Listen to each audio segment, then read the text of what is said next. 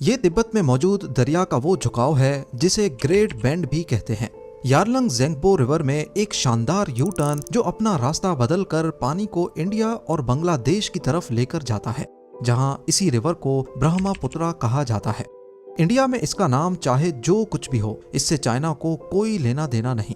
China की नज़र तो कई सालों से इसी यू टर्न पर है, जो कि कोई मामूली यू टर्न नहीं, बल्कि ये आने वाले सालों में शायद इस रीजन में नई जंगें भी पैदा करवा सकता है।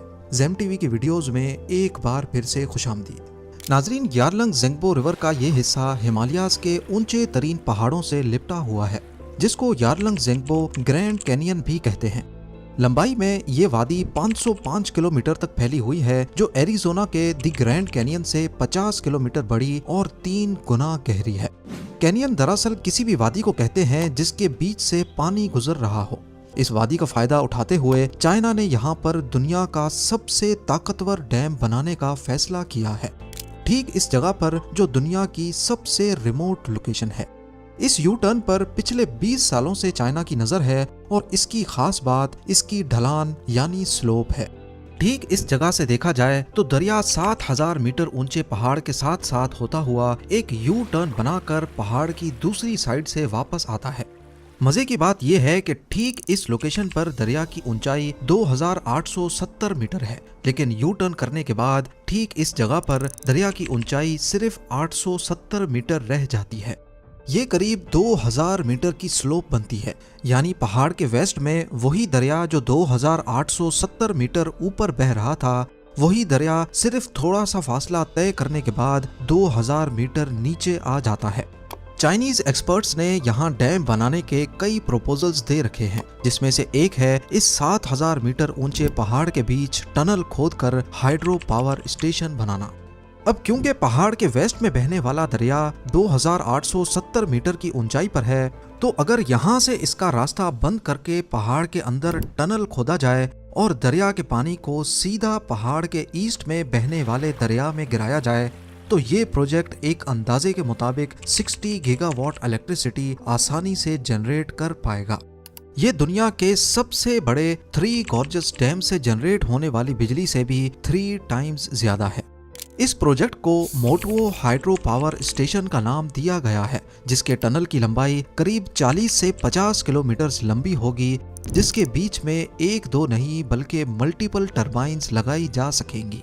जहां कन्वेंशनल डैम्स में पानी को स्टोर किया जाता है, वहीं यहां पर डैम बनाने के लिए ज्यादा मेहनत भी नहीं करनी पड़ेगी, क्योंकि दो तरफ से तो ऊंचे पहाड़ हैं जो डैम की नेचुरल दीवार के तौर पे काम करेंगे, जबकि इस लोकेशन पर एक दीवार खड़ी करके पानी को रोका जा सकता है।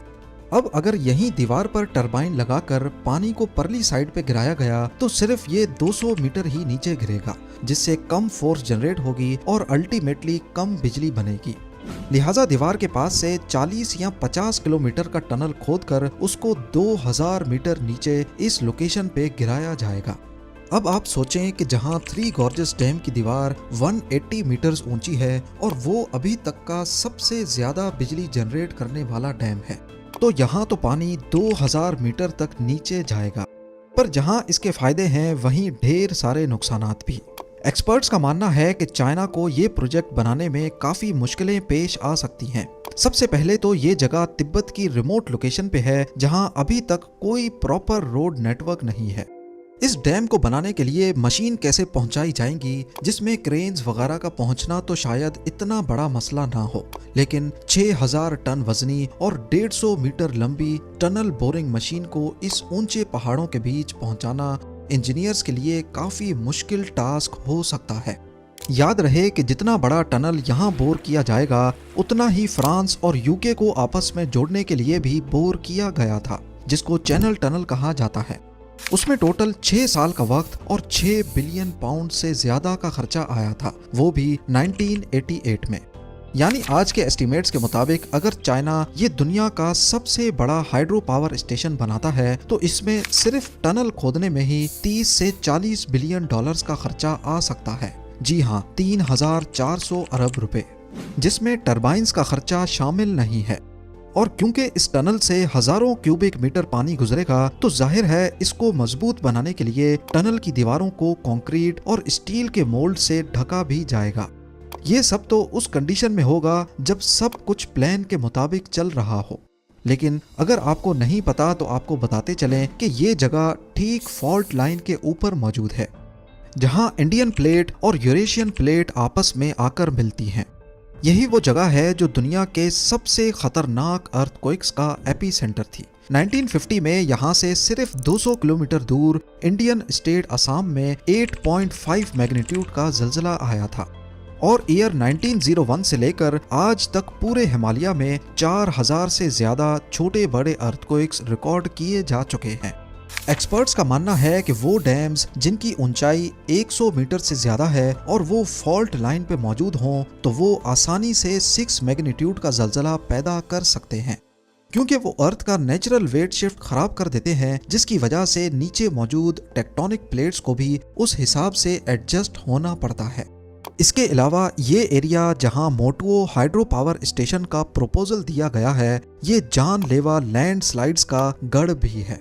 2021 में यहाँ लैंडस्लाइड की वजह से यारलंग ज़ेंगबो रिवर का एक हिस्सा ब्लॉक हो गया था, जिसकी वजह से पानी को अपना रास्ता बदलना पड़ा। इसी एरिया में इंडियन हिमालय में भी लैंडस्लाइड्स की वजह से फ्लैश फ्लड्स ट्रिगर हुए, जिसमें कई लोगों की जान गई और उसने 2 हाइड्रो पावर स्टेशंस को भी नुकसान पहुंचाया। इन सब मसलों के साथ साथ चाइना को अगर दुनिया का सबसे बड़ा हाइड्रो पावर स्टेशन बनाना है तो उसको इंडिया को भी फेस करना होगा। जैसा कि आप देख सकते हैं कि यारलंग ज़ेंगबो रिवर का वो हिस्सा जो डैम के बाद नीचे जा रहा है, कुछ ही फासले के बाद वो इंडियन स्टेट अरुणाचल प्रदेश में दाखिल हो जाता है। ये वो इंडियन स्टेट है जिसको चाइना अपना हिस्सा मानता है और इसी बात को लेकर यहाँ कई मर्तबा इंडियन और चाइनीज का क्लैश भी हो चुका है। 1960 से लेकर इंडिया और चाइना की कई बार इसी डिस्प्यूटेड एरिया को लेकर लड़ाई हो चुकी है। हाल ही में 2020 की बात है जब इंडियन और चाइनीज सोल्जर्स के बीच गलवान वैली में एक झड़प देखी गई, जिसकी वजह से एक जवान की मौत भी हुई। तो कहने का मकसद सिर्फ इतना है कि इस रीजन में हालात काफी कशीदा हैं और ठीक डिस्प्यूटेड बॉर्डर से 50 किलोमीटर दूर दुनिया का सबसे बड़ा डैम बनाना खतरे से खाली नहीं होगा, क्योंकि इंडिया और चाइना दोनों न्यूक्लियर पावर कंट्रीज हैं। यहाँ डैम बनाने की वजह से चाइना का इंडिया और बांग्लादेश में जाने वाले पानी पर भी फुल कंट्रोल पैदा हो सकता है, जो चाइना अपने हथियार के तौर पे भी इस्तेमाल कर सकेगा। कुल मिलाकर बात यह है कि मोटुओ हाइड्रो पावर स्टेशन न सिर्फ एनवायरनमेंट के लिए खतरनाक है, बल्कि इस पूरे खित्ते में नई जंगों का आगाज भी कर सकता है। तो फिर चाइना के लिए ये इतना ज्यादा जरूरी ही क्यों है? देखा जाए तो आबादी के लिहाज से चाइना दुनिया का दूसरा बड़ा मुल्क है, लेकिन इलेक्ट्रिसिटी की कंजम्पशन में इसका पहला नंबर है। इंडिया जिसकी पॉपुलेशन चाइना से भी ज्यादा है, यहाँ सालाना बिजली की खपत 14 लाख गीगावाट्स है, जबकि चाइना की 78 लाख गीगावाट्स। इसकी मेन वजह चाइना में पाई जाने वाली फैक्ट्रीज हैं, यानी ये चाइना की बढ़ती हुई इकोनॉमी की रीढ़ की हड्डी है, जिसे चाइना किसी भी सूरत कम नहीं कर सकता। अपनी इलेक्ट्रिसिटी डिमांड्स को पूरा करने के लिए चाइना ने पूरे मुल्क में 98,000 से भी ज्यादा हाइड्रो पावर डैम्स बना रखे हैं, लेकिन इसके बावजूद भी अभी तक चाइना की 70% इलेक्ट्रिसिटी फॉसल फ्यूल के जरिए पैदा होती है। चाइना का विजन है कि उनको 2060 तक कार्बन एमिशन पर कंट्रोल पाना है, क्योंकि जैसा कि आप सब जानते हैं कि वो वक्त दूर नहीं जब दुनिया से फॉसल फ्यूल्स का खात्मा हो जाएगा। तो अगर 2060 तक चाइना ने अपनी डिपेंडेंसी फॉसल फ्यूल्स पर से खत्म ना की तो वो अपना ये मकाम खो सकता है। मोटुओ हाइड्रो पावर स्टेशन जो कि 60 गीगावाट इलेक्ट्रिसिटी जनरेट करेगा, वो चाइना की 78 लाख गीगावाट की खपत के सामने ऐसे ही है जैसे डूबते को तिनके का सहारा। एक्सपर्ट्स का ख्याल है कि अगर चाइना को फॉसल फ्यूल पर से डिपेंडेंसी खत्म करनी है तो उनको डैम्स के साथ साथ दूसरे ग्रीन एनर्जी के सोर्सेज पर भी काम करना होगा, तब जाकर वो अपनी डिमांड्स को पूरा कर पाएगा। उम्मीद है ज़ेम टीवी की ये वीडियो भी आप लोग भरपूर लाइक और शेयर करेंगे। आप लोगों के प्यार भरे कमेंट्स का बेहद शुक्रिया। मिलते हैं अगली शानदार वीडियो में।